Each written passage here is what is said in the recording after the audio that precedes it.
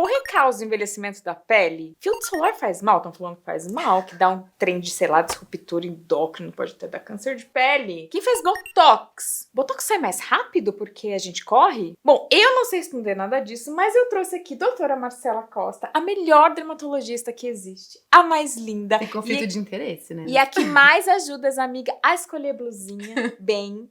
Obrigada por estar aqui. Imagina. Ela é minha dermato, pra quem não entendeu. Ela é super embasada em evidência, senão não estaria aqui comigo. Maratonista. E olha essa pele. Olha isso. Olha como ela é linda. Vamos lá. Vamos começar pelo que mais dizem. Que correr envelhece, causa envelhecimento da pele. As pessoas dão até nome pra isso. Você já ouviu? Síndrome do rosto de corredor. Parece que é uma birra da corrida, um ranço que... tudo vira a síndrome do corredor. Antes da gente começar a gravar, eu tava contando pra ela que uma pessoa me escreveu dizendo que um médico falou que o silicone, sabe prótese de silicone? Ele fica encapsulado porque ela corre. Ah, então é a síndrome da prótese de silicone do corredor. Não, qualquer pessoa com prótese pode ter isso, né? Mas só porque é corredor parece que tudo se amplifica e vira essa festa do caquinho. E aí, especificamente, geralmente corredora. Né? É verdade. Porque com o rosto dos homens ninguém se incomoda muito. Mas essa percepção que as pessoas têm, que deu origem a esse termo, esse é um termo que, como muitos outros, a gente encontra mais no Google do que no PubMed. Então, assim, se tá mais no Google do que no PubMed esse termo nem existe. PubMed é onde a gente procura artigo científico. Isso. E a ideia desse termo, e ele foi designado, porque com a corrida você tem geralmente uma perda de peso ali. E com a perda de peso você pode ter diminuição da gordura de todos os lugares do seu corpo, inclusive do seu rosto. Quando você tem uma diminuição da gordura do rosto, se a pele está flácida, essa flacidez aparece, porque antes essa gordura estava preenchendo ali o espaço. Então, se você emagrece, a gordura diminui, tem uma deflação do compartimento de gordura e aí a flacidez que já estava ali incipiente aparece por causa do emagrecimento, seja ele causado pela corrida ou por qualquer outra causa de emagrecimento, como a gente vê hoje em dia com os tratamentos para obesidade. Então, a partir dessa percepção de que muitos corredores tinham o rosto um pouco mais consumido por causa da perda de gordura, criou-se a ideia de que o impacto causado pela corrida acelerava a flacidez de pele, o que não tem nenhum embasamento científico, não tem nenhum estudo que mostra isso, e o que a gente sabe de fato que causa o envelhecimento da pele é a exposição solar a que muitos corredores estão expostos. Então, isso de fato a gente tem evidência científica. O sol é responsável em corredores ou em não corredores pela maior parte do envelhecimento da pele, muito mais do que só o passar do tempo. O sol, esse sim destrói colágeno, esse sim causa flacidez e não é a corrida. E eu descobri coisas sobre o sol com você. Eu tinha quantos anos já? 36? Porque eu achava assim, tá nublado, tá suave. Você acha também, Lucas? Sim. Errou.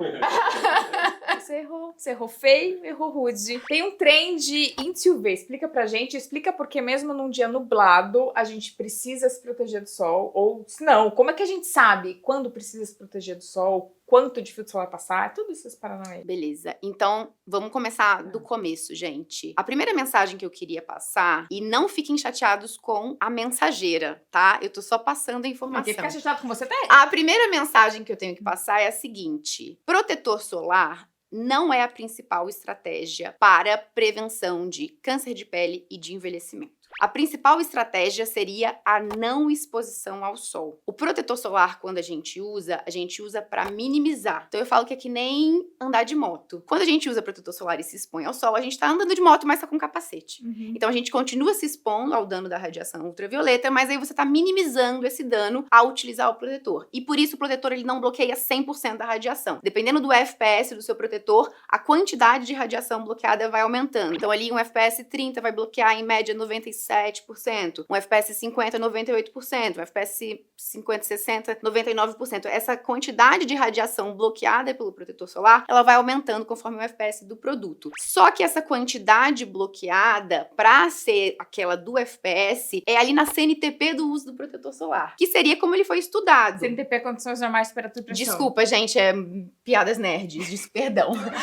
Se você usasse perfeitamente, se você fosse a diva que faz igual ao artigo científico, igual ali o método de padronização do FPS, e usasse 2 miligramas por centímetro quadrado de protetor, que pro rosto vai dar mais ou menos ali 1/4 de colher de chá, você estaria protegida com aquele FPS. Só que na prática, ninguém passa essa quantidade, é até meio difícil. O que eu indico em geral é que a gente use 2 camadas de protetor para você ter uma maior segurança. E quando a gente deveria usar? No Brasil, isso acaba sendo quase todo dia. Por quê? O que acontece? Existe um índice chamado índice UV, que foi o que você falou. E esse índice vai estar ali de baixo, moderado, alto, muito alto e extremo. Em muitos países, esse índice fica sempre ali no máximo no alto. No Brasil, na Austrália, ele existe muito alto e existe extremo. Então, em alguns países, por exemplo, na Europa, em algumas partes dos Estados Unidos, durante os meses do inverno, esse índice não passa de 2. Ele fica ali sempre muito baixo. 2 é tipo 4 da manhã 2 é em Fortaleza. tipo, 2 é tipo hoje, quando, sei lá, 6h30 já tava 2. Então, quando o índice UV está menor até 2, você não precisaria de protetor solar, pensando em proteção Até contra 2. câncer de pele. Até 2, não precisa de protetor solar. O que em muitos lugares do mundo vai ser durante meses. Então, tem lugares do mundo que você pode passar o inverno todo sem usar protetor solar, que esse índice tá seguro pensando em proteção contra câncer de pele. Porém, no Brasil, não há um dia que durante o dia inteiro ele vai ficar até 2. Ele sempre vai passar disso. E aí, a partir de 3, estaria indicado a proteção solar. Então, o que eu indico para meus pacientes, principalmente paciente que é corredor ou que faz um esporte ao ar livre, é que tenha a estratégia de meio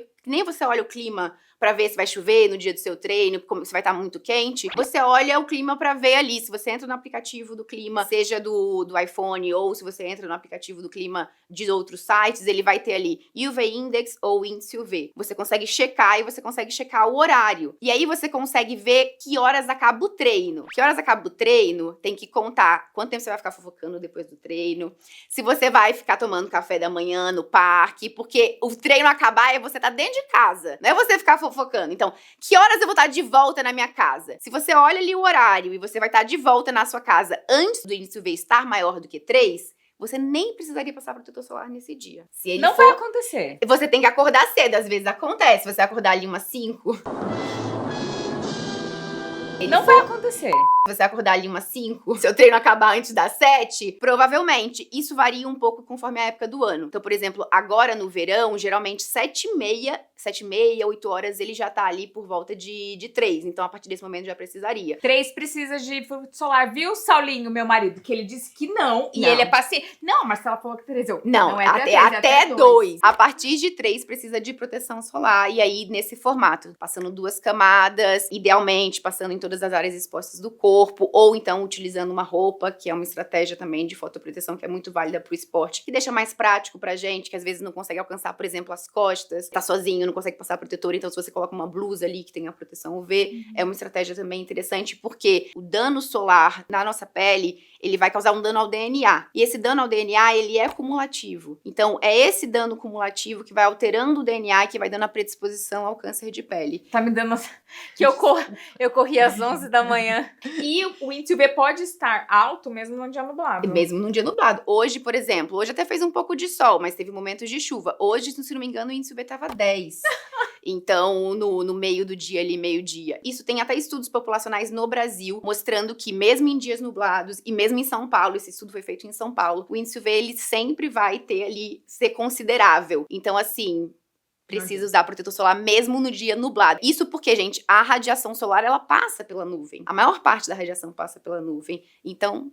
É o tal da, como a nossa avó dizia, que o mormaço também queima. Mormaço queima, às vezes queima mais, que às vezes você fica mais exposto ainda, porque você acha que você tá ali tranquilo, e aí se expõe mais e queima. Nossa, tá muito difícil essa história. E que você consegue falar, sem dizer nenhum palavrão, sobre filtro solar causa câncer? Sem dizer nenhum palavrão. E também que é... Como é que eles falam que tem a... Disruptor endócrino. Vixe, vai... Não, a galera, assim, tupindo de testosterona. Beleza? Tá preocupado com filtro solar. Que disruptor endócrino é. Pois é, isso aí, gente, isso aí é pseudociência, assim, das brabas. Tá ali naquela galera da pseudociência, antivacina, sabe? É aquela galera ali. Essa questão de disruptores endócrinos em cosméticos, e aí incluindo o protetor solar, isso vem, geralmente, de alguns estudos que a gente tem in vitro em animais. E esses estudos, você coloca ali em condições que são condições máximas. Então, você entuxa daquela substância ciência e ver o que acontece. E aí, esses estudos mostram que alguns ingredientes presentes em cosméticos têm atividade endócrina. Ou seja, eles conseguem ligar num esquema de chave e fechadura com o receptor hormonal. Isso significa que ele causa uma disrupção hormonal? Não, a gente não tem nenhuma evidência que isso acontece. Até porque o nosso sistema hormonal tem hormônios que se ligam com muito mais afinidade. E, por exemplo, alguns ali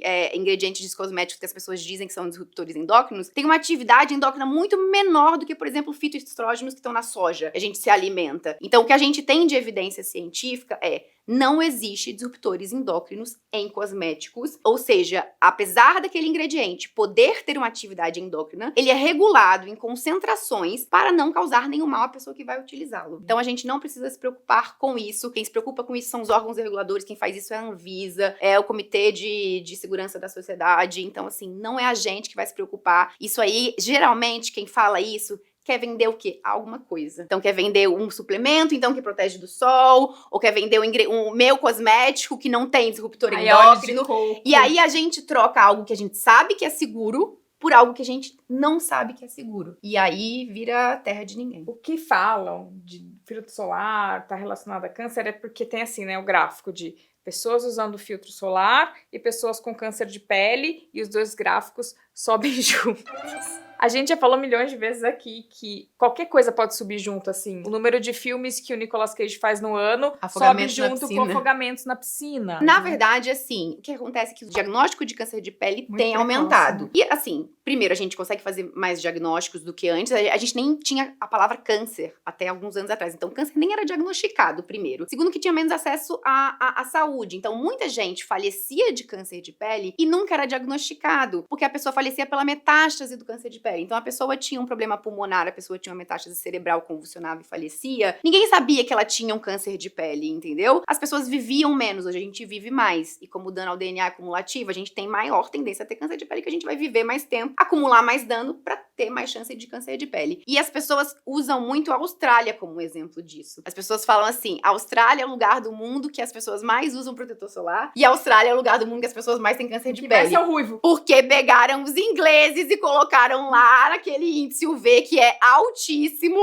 que tem um buraco na camada de ozônio, e aí por isso os índices de câncer de pele lá são altíssimos. Inclusive por isso eles são o país do mundo que tem a melhor educação com relação à fotoproteção. Então tem protetor de graça, as pessoas são super educadas, que pegar sol não é legal, que bronzear não é legal. Porque lá a gente tem casos de pessoas muito novas, com câncer de pele até agressivos, como por exemplo o melanoma, porque o índice UV lá é muito alto e as pessoas têm um estilo de vida muito ao ar livre, e mesmo se protegendo, como eu já falei. A proteção, e tem a pele com menos proteção natural. E a pele com menos proteção natural, que é uma pele derivada ali dos antecessores, que são os ingleses. Então é uma pele mais clara, com menos proteção e com mais chance de ter câncer de pele. Então o protetor solar não dá câncer de pele. As duas coisas estão acontecendo ao mesmo tempo, só porque correlação não implica causalidade. Saindo do filtro solar, vamos pro Botox. Só um parênteses, se você faz Botox e não usa filtro solar, tá gastando seu dinheiro errado, entendeu? Esse é o parênteses que eu gostaria de fazer. Bom, Botox e corrida. Sempre ouvi dizer que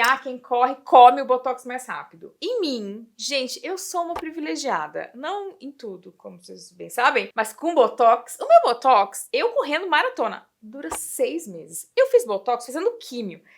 Qual o intuito da químio? Destruir tudo que ela vê pela frente. Olha aqui. Tá melhor que o meu, que eu fiz depois. Eu ia falar que eu sou o contrário. Eu sou uma desprivilegiada, porque eu não corria, meu Botox nunca durou, continua nunca durando. Ele nunca durou, porque isso é individual. A duração do Botox, ela é, primeiro, individual e, segundo, dependente da dose aplicada, que é muito importante ser uma dose equivalente ao que o paciente precisa. Então, pacientes que têm um músculo mais forte precisam de doses maiores, pacientes com músculo mais fraco precisam de doses menores. E também vai ser a técnica aplicada, como você injetou, como esse produto foi armazenado. Então, a duração do Botox, o que a gente tem de, assim, robusto na literatura, ela varia conforme a pessoa, a dose utilizada e como foi aplicado e como esse produto correr ou não faz diferença. Correr ou não. A gente, de tudo que a gente tem na literatura, assim, o Botox é uma coisa que a gente faz há muitos anos. Então, a gente tem uma literatura muito robusta sobre toxina. E até pouco tempo atrás, a gente não tinha nenhum artigo que citava duração de Botox e atividade física. Recentemente, teve um artigo nacional, mas que é um artigo com qualidade metodológica que não é legal, é um artigo pequeno, que ele tem alguns problemas de metodologia. Então, assim, a qualidade do estudo não é legal e é um estudo dentro de isso aqui, de evidência, então a gente não precisa considerar isso. Não pare de correr por causa do seu Botox, pelo amor de Deus. E Eu não acho que não gasta precisa nem mais falar rápido, isso, gente, né? eu sou olha, não, eu tô porque quando a gente foi fazer Botox, a minha onco falou, e você até comentou, falou, olha, pode ser que durante a químio saia mais rápido. Ó, segue. E Cabelo o meu, ó. caiu tudo, Ó, mas meu- o Botox, a testa... O meu já tá... Não, eu tinha cabelinho ainda. Caiu tudo, mas o Botox segue aqui. Eu já vi, você acredita? Protocolos de Botox para corredores e o que falam é que tem que ser uma marca específica. Deve Gente, ser a marca mais cara, né? a toxina, quando a gente... Todo tratamento, quando você vai fazer, você faz pra uma pessoa, com a particularidade daquela pessoa. Quando você vai aplicar a toxina, você não aplica igual em todo mundo. Você aplica conforme aquela musculatura. Então, se a pessoa corre ou se ela não corre, se o músculo é fraco, você vai aplicar uma dose menor. Independente se ela corre, se ela pula, se ela faz crossfit, o que ela faz? Você trata o paciente, entendeu? Então, é basicamente isso. Olha, sigam a Marcela. Deixa aqui com o editor. O Editor. Instagram dela. Mas eu converso com ele. Oi, gente. Faz uns... nunca tem o editor. É o Lucas, o editor? Não, o Lucas é o filmmaker. Coloca vocês assim, ó. Igual a gente... Tem um jeito do Botox ficar mais tempo no corpo, que é dando um joinha nesse vídeo. Sabe? Comprovadamente aumenta a duração Amém. do Gente, seu é uma Botox. bênção, tá? Nunca te pedi nada. Um beijo, até o próximo.